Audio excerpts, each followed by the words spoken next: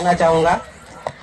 आज इतना बड़ा जन सैलाब पापा की सेवानिवृत्त के लिए आया है, तो मुझे देखते से जैसे रैली निकली तो मेरे आंखों में आंसू आ गया था, क्योंकि मैं इतने समय तक पापा के साथ बहुत ज्यादा समय मैंने बिताया। जितना मेरे भाइयों ने नहीं बिताया इतना मैंने पापा के साथ समय बिताया, और उनके साथ ही रह के मैंने काम किया। उनसे बहुत कुछ मैंने सीखा है। अब वो सेवानिवृत्त हो रहे हैं। इसमें वास्तविक जो तारीख है वो 31 तारीख है, लेकिन 2 दिन पूर्व हमने ये प्लान बनाया और ये कार्यक्रम का आयोजन किया। आप सभी इतनी दूर दराज से यहाँ पे पधारे और इस कार्यक्रम को सफल बनाया। ये कहीं न कहीं पापा का प्यार और उनका आपके प्रति सम्मान ही है। पापा हमसे कई बार बात करते हैं, अपनी पुरानी बातें बताते हैं कि जब ये पढ़ते थे तो इनके पास साइकिल भी नहीं थी और पैदल जाते थे जब सोंडवा, और कई विपरीत परिस्थितियां थी इनके सामने, और उन्होंने उन विपरीत परिस्थितियों के बाद भी पढ़ाई को जारी रखा और आज हमारे बीच वो इस मुकाम तक पहुंचे हैं। तो ये जब पढ़ते थे तब बताते थे कि पैदल जाते थे, और पहले हम सब परिवार ये हमारे मम्मी पापा वगैरह ये अलग ही खेती करते थे और हमको संभालने वाला कोई भी नहीं था। इसके लिए मैं मेरी मम्मी को बहुत ज्यादा इज्जत देना चाहता हूँ, उनका सम्मान करता हूँ बहुत ज्यादा। मेरी मम्मी ने बहुत ज्यादा तकलीफ उठाई, तब जाके हम आज ये मेरा परिवार ये इतना सक्सेस है, और आज इस मुकाम पे हम दोनों माता पिता का बहुत ज्यादा अभिवादन और उनका सम्मान करते हैं। ये हमारा परिवार का प्रेम है कि इतनी भीड़ हुई है, और हमारी मम्मी अनपढ़ है, अनपढ़ होने के बाद भी इतनी सारी परेशानियां उठाई और उसके बाद भी हमको पढ़ाया। और जब हम यहाँ पर पापा की जॉब लगी तो एक एक करके हम सारे भाई बहन यहाँ पे एक एक करके लाए और उन्होंने पढ़ाया।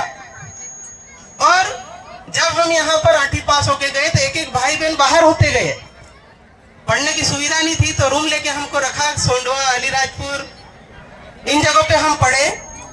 तब हम जब पढ़ने के लिए गए तो हमारी मम्मी को भी साथ में भेज दिया कि आप जाओ और बच्चों को पढ़ाओ।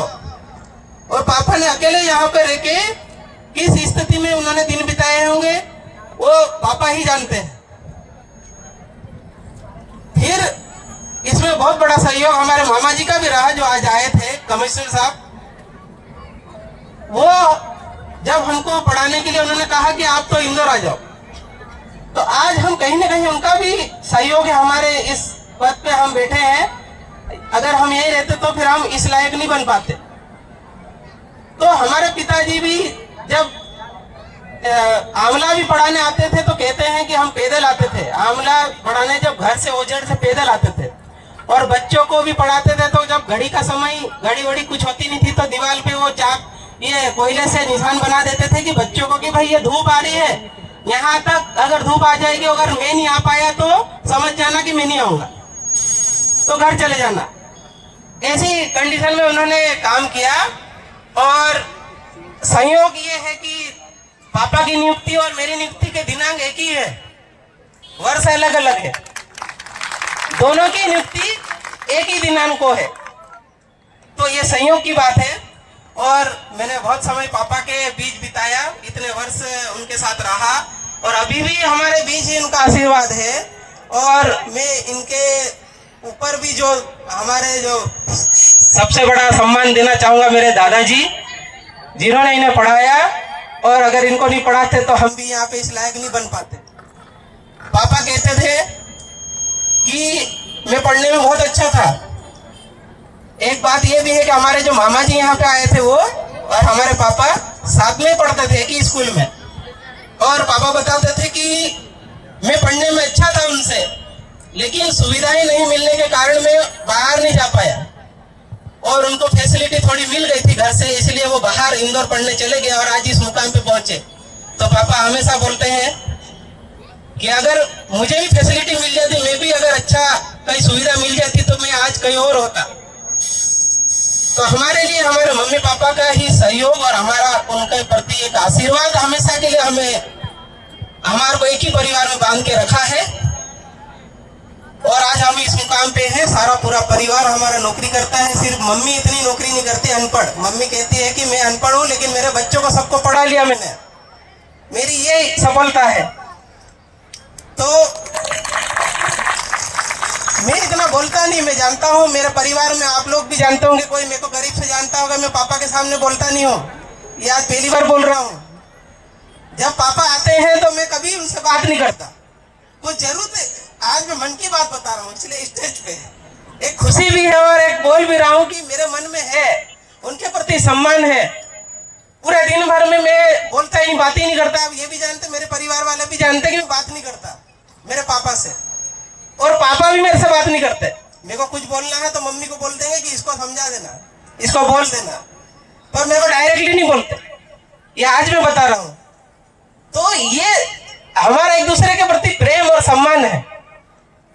तो इसीलिए, और मेरे गुरु भी है ये, मुझे 8वीं तक मैं इनके हाथ से ही पढ़ा हूँ और मार भी बहुत खाई है। तो ये मेरे गुरु भी है, मेरे पिता भी है और मेरे भगवान भी। तो ऐसे गुरु पिता को मैं नमन करता हूँ और आने वाले भविष्य में आपके दीर्घायु रहने की और स्वस्थ रहने की और मस्त रहने की कामना करता हूँ। इन्हीं कामनाओं के साथ बहुत बहुत धन्यवाद आपका। आप सभी इतने दूर से और पधारे, सारे जनप्रतिनिधि, संगठन के अधिकारी पदाधिकारी, जनप्रतिनिधिगण और सभी मेरे ग्रामवासियों और प्यारे प्यारे बच्चों और मेरे स्टाफ के कर्मचारी, और इस कार्यक्रम को सफल बनाने के लिए सभी का सहयोग रहा, उनको बहुत बहुत धन्यवाद।